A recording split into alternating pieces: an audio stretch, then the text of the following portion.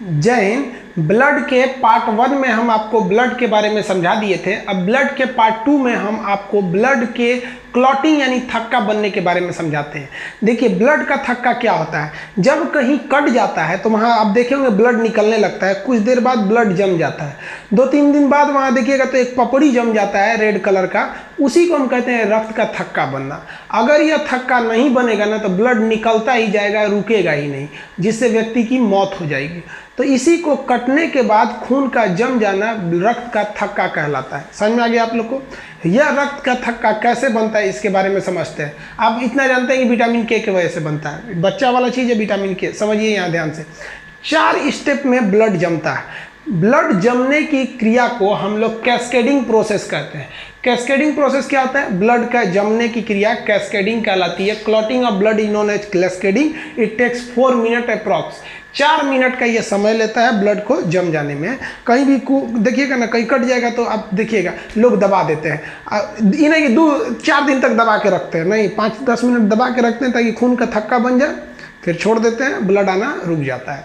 तो ये था कैस्केडिंग प्रोसेस कहलाता है। इसके 4 स्टेप होते हैं। सबसे पहला जो होता है थ्रोम्बोसाइट। आप याद कीजिए, पार्ट 1 में हम बताए थे प्लेटलेट को ही थ्रोम्बोसाइट कहते हैं। डेंगू में यही प्रभावित हो जाता है। थ्रोम्बोसाइट क्या करता है? जैसे कहीं कटता है तो ब्लड में तो घूम ही रहा है थ्रोम्बोसाइट, प्लेटलेट घूम रहा है, डब्ल्यूबीसी भी घूम रहे हैं, आरबीसी भी घूम रहा है, प्लाज्मा भी घूम रहा है, सब कुछ घूम रहा है। लेकिन जो मेन फंक्शन यहाँ है वो थ्रोम्बोसाइट का है। थ्रोम्बोसाइट यानी प्लेटलेट जैसे कटता है तो वायु के संपर्क में आ जाता है, और वायु के संपर्क में आते वो बन जाता है थ्रोम्बोप्लास्टिन। थ्रोम्बोसाइट वायु के संपर्क में आते क्या बन जाता है? थ्रोम्बोप्लास्टिन। स्टेप फर्स्ट कंप्लीट, ये हो गया थ्रोम्बोप्लास्टिन। अब स्टेप 2 में चलते हैं। इस थ्रोम्बोप्लास्टिन को यहाँ लाते हैं। ये थ्रोम्बोप्लास्टिन शरीर के अंदर बैठे हुए कैल्शियम से जाके दोस्ती कर लेता है, और कैल्शियम से जाके कहता है, ए कैल्शियम चाचा उठिए, सबसे बड़का दिक्कत हो गया, हमारा कट गया है, चलिए जमाया जाए। तो कहेगा कि हम कैसे जमाएंगे? तो कौन? थ्रोम्बोप्लास्टिन कहता है कि हमको एक आइडिया है। हमारे बॉडी में एक कुंभकर्ण है जो सो रहा है, उसका नाम है प्रोथ्रोम्बिन, इसको उठाइए। तो ये दोनों जाके उठाते हैं से प्रोथ्रोम्बिन को, ए उठिए उठिए प्रोथ्रोम्बिन, उठ उठ उठ उठ उठ। तो प्रोथ्रोम्बिन सुतल रहता है, जैसे उठेगा तो उसे कहेंगे थ्रोम्बिन। सुतल है तो प्रोथ्रोम्बिन, उठ गया तो थ्रोम्बिन। अब थ्रोम्बिन को इन्फॉर्मेशन दिया गया है कि जैसे तुमको कोई उठाए तुम समझ जाना कहीं ना कहीं कट गया है ब्लड में। थ्रोम्बिन उठ जाएगा, कहेगा कट गया कट गया, कहाँ गए ये थ्रोम्बिन। अब तीसरे स्टेप में आ जाइए। तीसरे स्टेज में ये थ्रोम्बिन, अब इन लोग का तो काम हो गया, ये थ्रोम्बिन जाके उठाएगा फाइब्रिनोजेन को, कहेगा फाइब्रिनोजेन उठ उठ उठ उठ उठ। फाइब्रिनोजेन को ये जाके उठाएगा, ये उठ उठ उठ। फाइब्रिनोजेन उठ जाएगा, कहे क्या हुआ? कहे कट गई, ब्लड निकल तो, कहा कट गया। तब ये जो थ्रोम्बिन है ये फाइब्रिनोजेन को उठा के एक्टिव कर देता है। जैसे ये एक्टिव हो जाता है तो इसे कहते हैं फाइब्रिन। क्या बन जाता है? फाइब्रिन। और यहीं पे कंप्लीट हो गया। ये जो फाइब्रिन होता है ये जाली के समान होता है, इस तरह से जाली के समान होता है फाइब्रिन। फाइब्रिन जो होता है वो जाली के समान होता है। अब जहाँ कटा है वहाँ एक जाली के समान आके फाइब्रिन लग जाएगा। अब उस जाली के पीछे से ब्लड निकलेगा, उसमें डब्ल्यूबीसी फंस जाएगा, आरबीसी फंस जाएगा, प्लेटलेट फंस जाएंगे। तो जैसे ये फाइब्रिन जाली के समान आकृति बनाता है, जो रुधिराणु यानी कार्पल्स हैं, चाहे वो डब्ल्यूबीसी, आरबीसी या प्लेटलेट हो, वो फंस जाएंगे। और जब फंस जाएंगे तो जो तरल पदार्थ है प्लाज्मा वो निकल पाएगा? नहीं निकलेगा। अब वही फंस के वहीं रह जाएंगे, प्लाज्मा निकल नहीं पाएगा, और ये डब्ल्यूबीसी, आरबीसी हवा में ऐसे सूख जाएंगे, जिसे हम लोग कहते हैं पपड़ी जम गया है। पूरी तरह नीचे एक चमड़ा बन जाता है। तो इस पपड़ी को नोच दीजिए, कोई दिक्कत नहीं है। पता चला कटा है, 2 घंटे बाद फिर नोच दीजिए तो फिर ब्लड आने लगेगा। जैसे एक नाली है, उस नाली में अगर मान लीजिए इसे 4 ठो छड़ डाल दीजिएगा इसे, तो क्या होगा? जितना कूड़ा पीछे से आके फंस जाएगा, पानी निकलना बंद हो जाएगा। तो ये फाइब्रिन बहुत मदद करता है। समझ आया कि नहीं आ गया? और ये ब्लड जम जाता है। इसी ब्लड को जम जाने को खून का क्या कहते हैं? थक्का जम जाना, जिसको पपड़ी उपड़ी कहते हैं। कहीं कट उठ जाएगा देखिएगा ना, जम जाता है। समझ में आ गया? ब्लड जमने के कितने स्टेप? 4। सबसे पहला स्टेप क्या था भाऊ? जो हमारे ब्लड का कौन सा भाग लिया था? प्लेटलेट यानी थ्रोम्बोसाइट। जैसे कटा थ्रोम्बोसाइट वायु के संपर्क में आया, क्या बन गया? थ्रोम्बोप्लास्टिन। यह थ्रोम्बोप्लास्टिन कैल्शियम के साथ दोस्ती करके प्रोथ्रोम्बिन को एक्टिव कर दिया यानी जगा दिया, तो प्रोथ्रोम्बिन क्या बन गया, थ्रोम्बिन बन गया। स्टेप 3, यह थ्रोम्बिन फाइब्रिनोजेन को एक्टिव कर दिया, तो ये फाइब्रिनोजेन क्या बन गया, फाइब्रिन। कहेगा फाइब्रिन की आकृति कैसी होती है, जालीनुमा। इसमें क्या जम जाता है, तो रुधिराणु जम जाते हैं और ब्लड क्या हो जाता है, थक्का बन जाता है। तो ब्लड के थक्का होने में कहाँ गया विटामिन के, तो बचपन में आदमी बहुत सुना था विटामिन के मदद करता है। तो देखिए ये सारी प्रोसेस को होने में विटामिन के बहुत महत्वपूर्ण भूमिका निभाता है। विटामिन के जो होता है ना वो बहुत ज़्यादा कहता है हाँ सारी क्रिया को कहता है जल्दी जल्दी करो। तो ये अलग से भी क्वेश्चन कहेगा कौन सा तत्व मदद करता है, कौन सा प्रोटीन मदद करता है, तो ये एक अलग क्वेश्चन हो जाता है। तो आप ये समझ में आ गया कि क्लॉटिंग कितने स्टेप में होते हैं। आप एक इसका स्क्रीनशॉट लीजिए, फिर हम अभी समझाते हैं कि क्लॉटिंग के और कौन कौन से तत्व भाग लेते हैं। ब्लड क्लॉटिंग का हम एक समरी समझते हैं शॉर्टकट में क्या होता है, उतना तो हम आपको चारों स्टेप बताएं। अब उसी चारों स्टेप में से हम आपको एक समरी निकाल के बताते हैं। कहेगा कि ब्लड के जमने में कौन सा रुधिराणु यानी कौन सा कार्पल्स मदद किया था, तो क्या WBC मदद किया था, RBC किया था, नहीं। उस समय मदद किया था थ्रोम्बोसाइट यानी प्लेटलेट। तो रुधिराणु में कौन मदद किया, तो प्लेटलेट मदद किया। याद रखिएगा रुधिराणु में प्लेटलेट। प्रोटीन में कौन प्रोटीन, तो देखिए फाइब्रिनोजेन और प्रोथ्रोम्बिन। फाइब्रिनोजेन बन गया था फाइब्रिन और प्रोथ्रोम्बिन बन गया था थ्रोम्बिन, यानी ये दोनों प्रोटीन हैं जो मदद किए। कौन सा तत्व यानी धातु था, याद कीजिए कैल्शियम।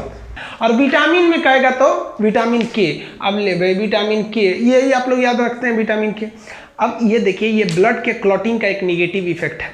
अगर ब्लड शरीर के अंदर ही क्लॉट कर गया, अगर शरीर के नस में ही जाम होके बैठ गया तो वो नस फटने लगेगा और पीछे से प्रेशर मारेगा ब्लड उसको। हमारा ब्लड प्रेशर कितना होता है, 120 जाने का और 80 आने का। और वहीं रास्ते में जम गया अगर ब्लड, तो क्लॉट अगर हो गया तो इधर से मार के फाड़ देगा उसको। तो अगर रास्ते में ब्लड जम गया तो फाड़ देगा नस, और इस नस के फट जाने को कहते हैं हेमरेज। तब हेमरेज के लिए कौन सा विटामिन जिम्मेदार है, के। अगर जमा दिया ना विटामिन के तो फिर हेमरेज हो जाएगा। और यह अक्सर ब्रेन में ही होता है, क्योंकि ब्रेन के नसें बहुत पतली होती हैं, उसमें खुद ही जगह नहीं होता है, उसी में जाके वो क्या हो जाता है, बैठ जाता है, तो हेमरेज हो सकता है। तो शरीर के अंदर ब्लड जमना मौत को खुली चुनौती है। अगर जम गया ब्रेन में तो मर जाएंगे। तो क्लॉट शरीर के अंदर नहीं करना चाहिए। तो समझ में आ गया। इसीलिए शरीर के अंदर एक एंटी क्लॉटिंग एजेंट बैठा है जिसे कहते हैं हेपेरिन। यह हेपेरिन खून को जमाने नहीं देता है। एंटी क्लॉटिंग कौन हो गया, हेपेरिन। अब समझिए बड़ी भारी दुविधा है भैया, शरीर के अंदर जमना नहीं चाहिए और कट जाए तो तुरंत जमना चाहिए। इतनी बड़ी दुविधा है, क्या किया जाए। तो भगवान इतना होशियार था, पता नहीं किस यूनिवर्सिटी से पढ़ा था, उसने हेपेरिन को ऐसा ट्रेनिंग दिया कि हेपेरिन जो है ना इन सभी पर भारी पड़ता है। कहता है कि तू लोग हमारे रहते हुए कोई चक्कर पकड़ किया काट डालेंगे यहीं पे। तो हेपेरिन अकेले भारी पड़ता है इन लोग पे, यानी हेपेरिन में और इन लोग में पूरी दुश्मनी है, क्योंकि ये सारे ग्रुप में मिल के चाहते हैं खून को जमा दे, और ये अकेले कहता है कि जमा दिया ना काट देंगे तुमको हम। तो हेपेरिन में, लेकिन इस हेपेरिन के साथ एक प्रॉब्लम है। अगर इस हेपेरिन को हवा लग जाएगा ना, यानी एयर लग जाएगा, तो ये हेपेरिन मर जाएगा। अब एक बात बताइए, दोनों में दुश्मनी था। ये कह रहा था कि हम खून जमाएंगे, ये सब मिलकर कह रहे थे खून जमाएंगे, और हेपेरिन कह रहा था कि जब तक हम जिंदा है जमने नहीं देंगे। अब जैसे अब मान लीजिए हमारा बॉडी है, इसमें कहीं तो हवा जाने का रास्ता थोड़ी है, खून के अंदर हवा नहीं जाएगा, तो हेपेरिन जिंदा रहेगा। कहेगा अरे फाइब्रिनोजेन विटामिन के, चल साइड हट, कोई खून जमा दिया तो काट देंगे हम। तो हमारा बॉडी सुरक्षित रहता है। और जैसे कट जाता है, जैसे कटा तो वहाँ हवा लग जाएगा, तो वहाँ का हेपेरिन को हवा लगा कि हेपेरिन मर जाएगा। ये सब कहेंगे से चट्टा कहीं का, बोलता था कि जमा के दिखाओ, देख हम तुम्हारे लाश पे जमाएंगे, देख फाइब्रिनोजेन चाचा जमाइए तो जमाइए, और तुरंत वहाँ जमा देंगे सब। तो कितना बढ़िया इन लोगों के बीच एक कॉम्बिनेशन है। अंदर हवा जाएगा नहीं तो रहेगा हेपेरिन जिंदा, जमने नहीं देगा। जहाँ कट गया तो हवा लगेगा, हेपेरिन मर जाएगा, ये लोग जमा लेंगे। लोग समझ में आया। आप एक चीज़ नोटिस किए होंगे, जब आप इंजेक्शन लगाने जाते होंगे ना तो देखते होंगे डॉक्टर दवा को भर लेता है और थोड़ा सा ना इसे पूरा हवा जो है ऐसे पीट पीट के और पूरा हवा बाहर निकाल देता है, और थोड़ा सा दवाइयों फेंक देता है, और तब इंजेक्शन लगाता है। जानते हैं क्यों? क्योंकि डॉक्टर जानता है, क्या जानता है कि अगर इसमें हम हवा भी भर देंगे तो क्या होगा, जैसे हवा अंदर जाएगा हेपेरिन वहाँ का मर जाएगा और ये सब पूरे ग्रुप में मिलकर यहाँ पर ब्लड जमा देंगे, और जब जमा देंगे तो यहाँ पर मांस एकदम टाइट हो जाएगा। क्योंकि यहाँ की नसें मोटी हैं, आदमी मरेगा नहीं, हेमरेज नहीं होगा, लेकिन मांस टाइट हो जाएगा और मरीज को बहुत दर्द करेगा। अरे बाप रे बाप। तो मरीज कहेगा कि डॉक्टर साहब फूल गई लो यहाँ। तो डॉक्टर कैसे कहेगा कि गलती तो हमरे है, तो कहेगा बाबू गर्म पानी भिगा के सेकिएगा। तो मरीज गर्म पानी भिगा के सेकेगा। अरे बाप, अरे बकलोलवा मरीज जब इंजेक्शन लगता है तो खुद देख लिया कर। इसीलिए देखिएगा, किसी को सेलाइन चढ़ता है ना पानी, तो जब पानी का जो बोतल होता है उसमें से अगर मान लीजिए पानी चढ़ रहा है इसे, तो थोड़ा सा पानी बचा रहेगा ना, तभी नर्स आके रोक देती है, कहती है पता चला, कहेंगे कि पूरा चढ़ाओ, कोई मरीज बीमार पड़ गया, हम उधर चले गए, इधर हवा घुस जाएगा, इसमें हवा घुस जाएगा तो सेलाइन में तो ज़्यादा ही हवा रहता है, पूरा मरीज मर जाएगा। तो ये हेपेरिन और फाइब्रिनोजेन समझ में आ गया आप लोग को। हेपेरिन जमने नहीं देगा और ये जमा देंगे सब। एक बीमारी होती है जिसको कहते हैं हीमोफोलिया। हीमोफोलिया में हेपेरिन इतना ना एक्टिव हो जाता है कि कटने के बाद भी नहीं जमने देता है। तो हीमोफोलिया एक बीमारी है जो इंग्लैंड की महारानी से चालू हुआ, आनुवांशिक बीमारी। उसमें कटने के बाद ब्लड रुकता ही नहीं है और व्यक्ति की मौत हो जाती है। समझ में आ गया।